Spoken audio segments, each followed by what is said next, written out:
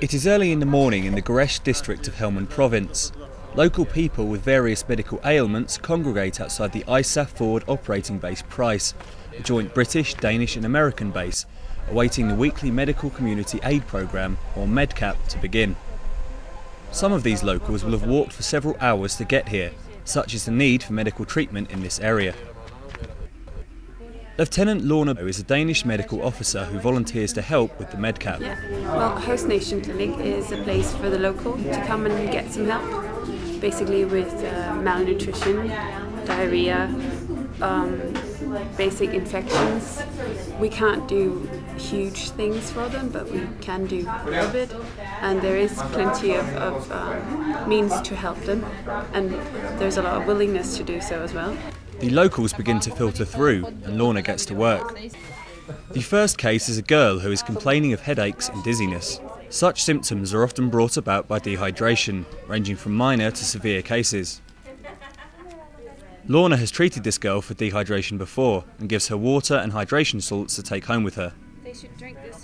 It is quite common that they come here dehydrated, and if you ask how much water they drink, they say lots.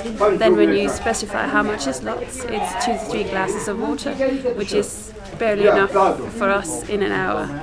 So yeah, of course they are used to the heat and can deal a lot better than us European and Americans, but I think they need to know how to drink water.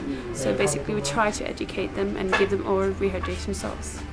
The next person to see Lorna is a man from Gereshk who is deaf.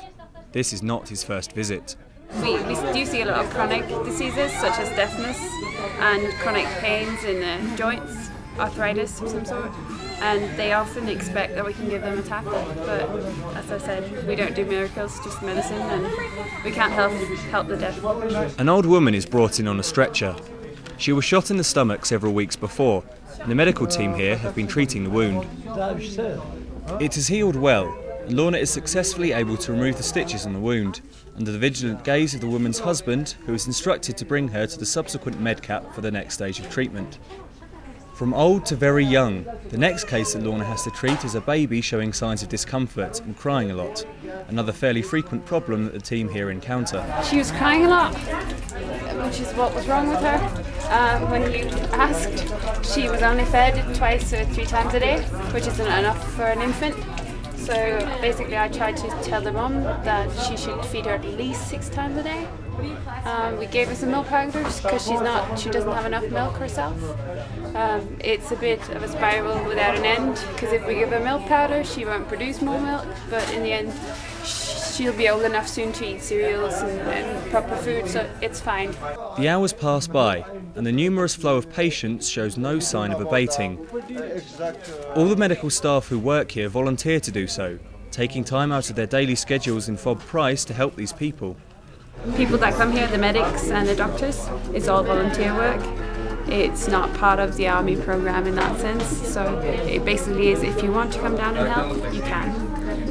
The reason I do it is because I think it's a privilege to get to see the civilians as well and try to help them out. I think that's a good way of reaching out as well, both in form of goodwill from their side, but also in form of educating and helping out, basically.